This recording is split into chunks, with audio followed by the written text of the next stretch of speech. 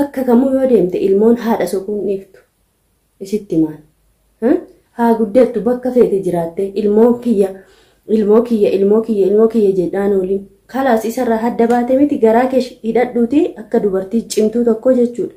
Garaa kee kana jabeessi hidhadhuuti akka haadholii keenyaa jechuudha. Dalagaa kee dalagadhu. Namni maallaqa yoo qabaate bakka fedhe gaa dalagadhu dalagaa kee gajjedhi hajjii maali jechaan bahin. Jaartiin hajjiis naaf haa galatoomtu maal haa taatu jechaa baate maan sii galatoomti. Biyya eessatti masaanuun kan nama jaallattee biyya eessatti masaanuun kan nama gargaartee biyya eessatti kan ishiin ilmoo keessii sobdu ati haatu harka marattee akkanatti teessaa ishii maaltu naqe muudii si qabatan uummanni. Kanumallee xiqqoo sammuu keessa sin dhufu yaa mucayyoollee sumata osoo fajajjuu of harkaa baafte. Heddee daa'ima kee ciniintee irra du'uu qabda bar. Mana kiyya jettee goowwamtee akkas jettee hin deebi'iinii siin jedhani dhaamsi kiyya yaa obboleettii kiyya. Egaa hordoftootaaf kabajamtoota kiyya nan taajjabinaallee narra laaliina ofiishii mana ishii ho'aa keessa teessee mucattii kanaan akkas jettiinaan jechuu dandeessanii jechi kiyya maaliifan akkan akka jedhe sinuu hin beektani namtichi mujriima waan ta'eef jechuudha. Assalaamu alaykum ashamaa harka fuunee kabajamtootaaf hordoftoota waan kooshoo jirra jirtu bakka jirtanitti nageenyi kiyya sinaa qaqqabu. Biyya alas biyya keessas warreen jirtan hundi keessanuu isiniin jedha. Maal qabattee dhuftee yoo jettanii waan addaa tokko qabadhee dhufe ergaa gabaabduu tokko obboleettii kiyya caaltuuf qabaa jechuudha. Nuuf caaltuun kun magaalaa takka keessa jirra. Bilbila yootti bilbilanillee yeroo baay'ee namaaf hin kaaftu. Yeroo baay'ees immoo goggorsaanii akka obboleettii tokko akka shamarra tokko akka nama wal gargaaru tokkotti isiniin jedha hordoftootaaf kabajamtoota kiyya. Caaltuun kun egaa isin hunduu waan beektanidha wanti haaraa takka hin jiru. Waa hedduu kasaartee jirti. Waa hedduu sana keessaa irri caalaan kan onnee nama cabsu kan haamleellee nama cabsu daa'ima ishiiti jechuudha waan daa'ima ishii. Egaa haa ta'u malee namtitti maraattuu qawusii mana kaawwatee jiru sana obboleessi kiyya hajjiin jechuudha. Ishiin kuni meeshaa ishiin itti laffaate baaftee akka gurguruuf deemtu isinillee quba qabdanii caaltuun illee quba qabdi. Harkuma marattee taa'aa jirti. Wanta harka marachiisee nama teessisu hin jiru miskiinummaan daangaa hin qabne nama miti jechuudha. Dafqashii waan ta'eefuu akka feete gootee akka feetetti dubbattee meeshaa ishii kan harkaa baafatuu ni dandeessi. Dhugaa dubbatuuf aangorseenii jira. Wanti biraallee haa hafuuti. Mootummaa biraan gahadhu poolisallee itti fidii meeshaan kan kee akka ta'e nuhuu miti warra naannoo kanaa miti. Isiniin kun fagoo teessanii waa hunda quba qabaattu jechuudha. Nama biraa miti meeshaan kun kan kee ta'utti ani bakka ragaa sii ta'a mootummaatti deemee himadhu jedheenii ture jechaadha. Kana dura lakkii maal jedhee akkas godhaa hammaatus abbaa ilmoo kiyyaatii jettee ishiin haaloftee jechuudha. Yookiin tarii mucattiin kun jaalalli isaa keessa jiraa jedhee anillee baay'ee ittiin jabeessinee ima dhiisee hundaafiyyuu hajji immoo nama jaallattanii nama gadditanii fi dhiistanillee miti. Akkatti caaltuun kun yaaddu anaaf galaallee hin jiru. Osoo isin taatanii keessatti shamarran hordoftoota kiyya jechuudha. Keessatti ijoolleen shamarranii osoo isin taatanii maal akka gootan koomantiin naa barreessa. Aniin kun garuu akka dhuunfaa kiyyaatti osoo ana taate tarkaanfii mataa kiyyaa fudhadha. Dhugaa isinitti himaa jechuudha. Ilmoo kacaaleen jiru.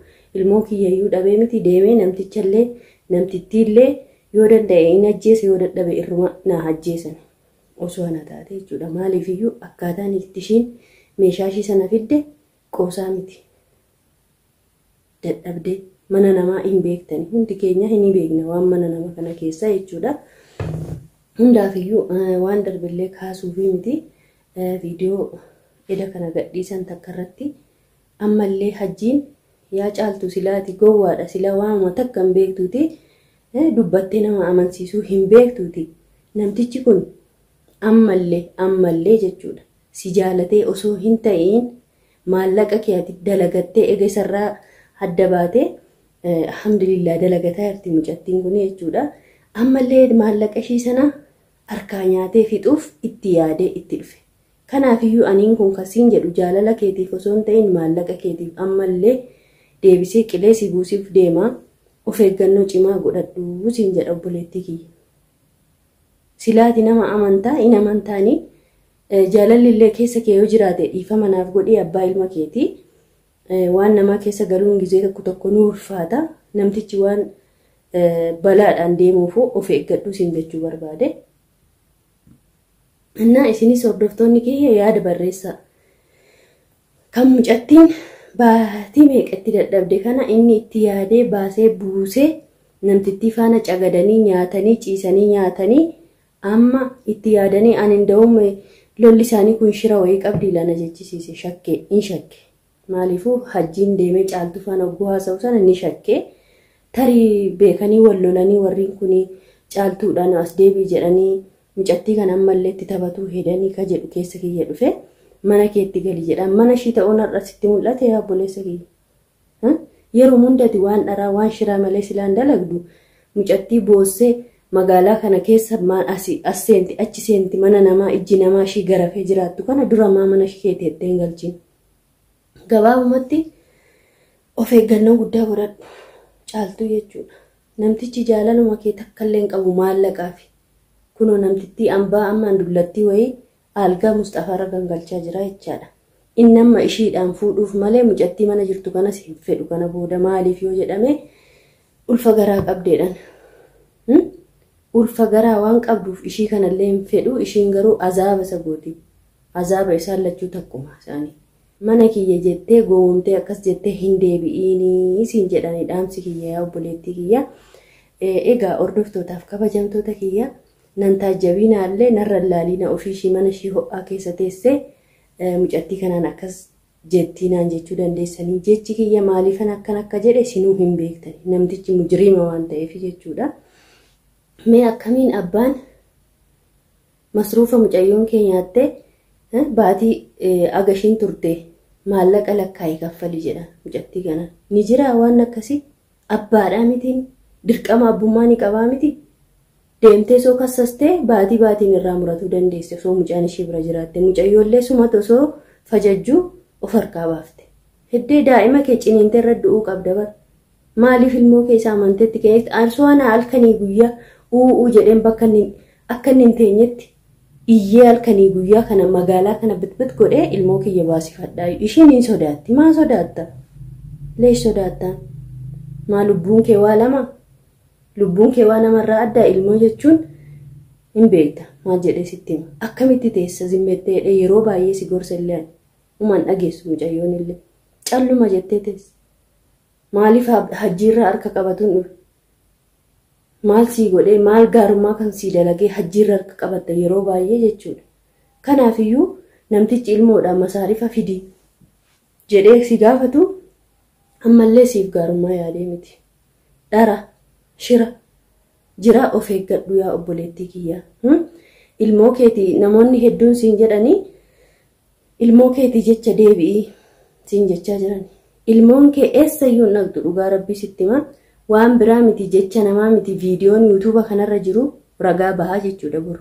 Akkaataan si godhu akkaataan itti si miidhu kana mucayyoon kee rabbiin si guddisee bakka guddaa geessee bakka kamuu yoo deemte ilmoon haadha sokuun dhiiftu. Isitti maal? Haa guddattu bakka feete jiraatte ilmoo kiyya jedhaan oliin kalaas isarraa hadda baate miti garaa kee hidhadhuuti akka dubartii cimtuu tokko jechuudha. Garaa kee kana jabeessi hidhadhuuti. Akka haadholii keenyaa jechuudha. Dalagaa kee dalagadhu. Namni maallaqa yoo qabaate bakka fedhe gaa. Dalagadhu dalagaa kee gajjedhii hajjii maalii jechaan bahin. Jaartiin hajjiis naafaa galatoomtu maal haa taatu jechaa baate maan sii galatoomti. Biyya eessaatti masaanuun kan nama jaallattee biyya eessaatti masaanuun kan nama gargaartee biyya eessaatti kan ishiin ilmoo keessii sobdu ati haatu harka marattee akkanatti teessaa ishii maaltu naqee muudii si qabatan uummanni. Kanumallee xiqqoo sammuu keessa sin dhufu yaa caaltu. Kaameraan alas si gorsee jira ammallee uummata keenya immoo hordoftoonni keenya hundi nu hunda jala deemanii nu hordofani waan nu goonu waan akka taane isaanillee dhaga'uu qaban jedhee ammallee miira keessa galee lolaa irra dhugaa. Maaliif jajjaba ta'uu qabdi dubartiin kun? Gaafa heerumtan bar namiin kun akka alaalaaltan manatti sinii ta'uu dhiisuu danda'a. Duruma yoo namtichi kun haalli isaa si jijjiirame isaaf dahuufiyyuu yaaduu hin qabdu ture. Eega ta'e immoo homaa miti daa'ima rabbiin ilmoo fayyaa ilmoo nagaa qabdu lubbuu guutuu qaama guutuu sii kenne alhamdulillah ilmoo kee immoo ofuma farkaa baafte osoo zimmettee teessu jechuudha. Callisuun waan akka faayidaan qabu ammallee ani kasiin jedhu bakka feetes dhaqee mucaa kee baatii tokko booda biyya alaa ergaa maal jedha suurriin jira amma akka durii miti musha ammaa kanaa miti yeroo teknooloojiin tolee wanti fedhe bakka fedhetti qabamee argamu kanaa mitiiti warri durduriyyuu warri amata 40 warri 40 amata 40 amata 50 addaan fagaate kunu wal soqee wal argaa jira. Kanaafiyyuu daa'ima kee rabbiin bakka jirtutti siifaa guddisu haadhummaan ni ulfaataa ni beekaa anis haadha akka haadha tokkotti garuu immoo waanni kun waan karaa qajeelaa waan siif hin taane waan ta'eefiyyuu garaa kee kutattee jabaattee mana arabaa galtee anuma kana bahuu dhiifteeyyuu xalaba galtee soo dalagattee jedhan akka kiyyaatti. Maaliifuu yeroo keetiif yeroon kee qisaasaa jira boqonnaaf boqonnaan qabdu hojiidhaaf hojii kee tasgabbooftee hojjetaan jirtu namtichi ganaa daa'ima kee ka ofii keetii baqaqxee dhalte kana si gurguratuuf deema. Ammallee isa amantee harka marattee hin taa'inii ta'a garaa kee kutatta deem poolisatti fidiitii namticha kanarraa meeshaa kee waan qabdu daa'ima kee naa fidi jedhii jala muriitii harkaa bahi. Lakki in dhiisu isa harkarra qaba nama raranin jaaladha yoo jette immoo afaan kee walitti qabadhuuti mana arabaa kee galii dalagadhu dhugaa. Hin bareedu waan akkasii beektee obboleettii kee namni si jala dararama nuu si jala dararamna namtichi waanuma jijjiirama takka hin qabu. Ammallee maallaqa keetiin inni maallaqa keetiin fuudhuuf deema. Isaan kunuu kan wal nyaataa jiran waan nyaatan dhabaniitu. Isaan alkanii guyyaa jaartii hajjii fi hajjii kana yoo laaltan sa'a 24 guutuu waluma nyaatan waluma lolan nyinyi akka kunoo bokkaana haasee jedhan sana. Ani bakkuma idduma ciisan sanattu halkan sana waluma lolaa wajjin ciisaa irraa ulfoofte ta'e maal beeka garuu takkammoo dhiira miti jetti yaa rabbi ati na baraari kana. Kabaranaa waan dhageenyus waan arginus waan addaati yaa ummata keenya. Aniin kun ammallee kaniin obboleettii kiyyaadhaamu hajjii amantee duukaa hin deemi. Bakka akkuma siin jedhe sana ilmoon kee bakka feete haa deemtu dhuftee si argiti. Si soqxi haati kiyya waa malee nan ganne jettee si soqxi.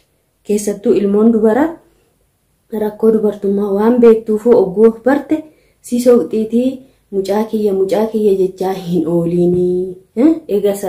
Egaa waraabessi darbetti sareen duttee sana taate dubbiin kee siin jedha yaa caaltuu keenya.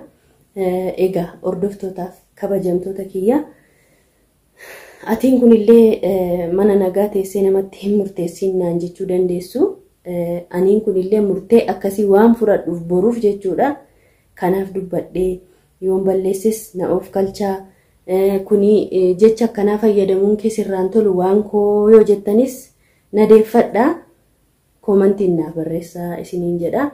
Egaa har'aaf kanuma isiniif qabadhee dhufe rabbiin immoo nama maraafuu keerii haa yaadu nama keerii nama yaadus keeruma haa kennu nama badaas yaaduuf nama gaariis yaaduu nama hundaafuu rabbiin akka hojii isaatti haa kennu isiniin jedha. Hordoftootaaf kabajamtoota kiyya bakka jirtanitti nagaa naa jiraadha.